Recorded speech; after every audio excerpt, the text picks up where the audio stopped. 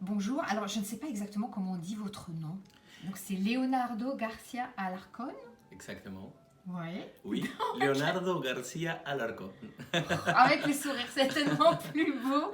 Alors vous êtes d'origine argentine. Oui. Vous êtes arrivé en Europe il y a presque 30 ans. Oui, 27 ans, Ok. 1997. Et alors j'ai lu dans le très beau dossier de presse que vous aviez été reconnu meilleur chef d'orchestre en 2019, que vous êtes réclamé par les plus grandes institutions musicales et lyriques d'Europe. Mais expliquez-moi ce succès. Je crois que vous êtes à la fois un créateur, un découvreur aussi. Vous faites découvrir aux gens des œuvres inédites. Racontez-moi le succès, en fait. La clé de l'engouement des gens pour votre travail. Alors, c'est vrai qu'il y a beaucoup de personnes qui nous suivent à travers le monde et je suis vraiment très admiratif, surtout des musiciens avec lesquels je travaille. Ça veut dire, je pense que c'est un tout, c'est une grande équipe, soit des solistes, des instrumentistes, plus toute l'équipe de Capella Mediterránea, mon orchestre, qui est là toujours derrière pour me soutenir dès le moment 2005 où j'ai créé mon ensemble. Je pense que s'entourer de bonnes personnes est vraiment quelque chose de très très important pour une carrière parce que toutes les bonnes intentions comptent et triplent les bonnes intentions musicales. Triplifie cela. Et c'est pour cela que je les remercie tous à chaque moment parce que c'est eux qui me donnent aussi beaucoup. Et bien sûr, ma femme, Mariana Flores, soprano, qui est la personne qui me soutient le plus dans ce monde. C'est-à-dire sans elle, je ne pourrais pas faire une carrière. Je n'aurais jamais fait une carrière. On a 2 enfants et c'est très important à être très rationnel avec la manière de distribuer le temps entre la famille et entre la profession. Et c'est pour cela qu'on a beaucoup d'amis et beaucoup de personnes qui admirent le travail qu'on fait, mais d'une manière, je pense, assez naturelle. C'est-à-dire pas toujours conduite par une attitude académique. Et c'est ça que j'aime beaucoup parce que c'est une autre manière de faire la musique. C'est-à-dire je pense que ça doit être naturel. Avec le mot sprezzatura, qui est un mot en italien qui est formidable, ça veut dire de pouvoir exprimer des sentiments qui sont vraiment travaillés, mais ils doivent paraître très naturels. Et ça doit paraître vraiment une respiration qui arrive sans être prévue.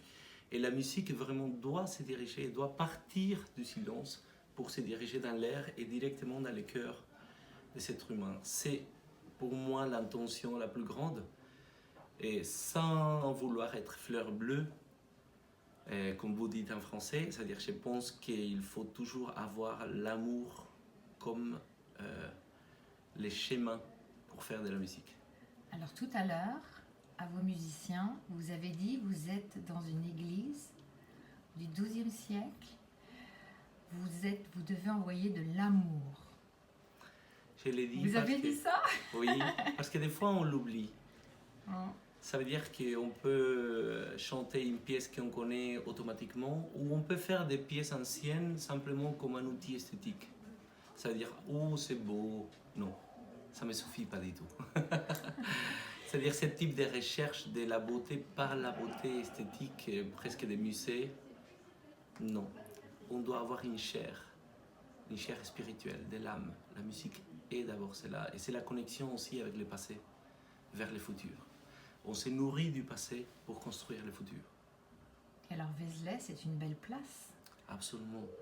Et que je ne connaissais pas. Je me disais toujours, on ne m'aime pas à Vézelay. Parce qu'on ne m'invite pas. Je voyais à quel point il y avait beaucoup d'ensembles qui venaient ici. Pierre Cao, que j'avais connu par un disque magnifique qu'il a fait à Ambronay, Haydn. Et après, j'ai admiré beaucoup son travail avec les chœurs. Et bien sûr, depuis très très longtemps, j'attendais qu'on m'invite et on est finalement ici. Après 27 ans en Europe, je peux connaître la basilique, je peux connaître ces lieux mythiques, historiques par excellence, de laquelle la France est admirative et fière. Et aujourd'hui, ce sera notre baptême ici avec Capella Méditerranée et les chœurs des Chambres de Namur. C'est un chœur que je dirige depuis 2010. Ouais. On est aussi une grande famille. Bah, écoutez, merci beaucoup. Je vous souhaite une très très belle soirée. Et puis à vous revoir à Vézelay alors, avec grand plaisir. Est-ce qu'il y a quelque chose que vous aimeriez partager avec les personnes qui vont venir vous écouter ce soir? Alors vous savez, Monteverdi, c'est peut-être l'architecte des émotions humaines les plus grandes de l'histoire de la musique. Alors on va essayer de vous faire parvenir ces étincelles d'esprit, des feux d'esprit qu'il a essayé de construire grâce à son contrepoint, grâce à ses notes. Et il ressuscite, il est entre nous chaque fois qu'on joue sa musique. Et c'est le miracle de la musique. La musique fait oublier que le temps et l'espace existent. C'est le seul art et la seule attitude humaine, la seule création humaine qui provoque cela dans ce monde. Et c'est pour cela que la musique, pour tous les êtres humains, c'est quelque chose de particulier entre toutes les choses. Merci beaucoup.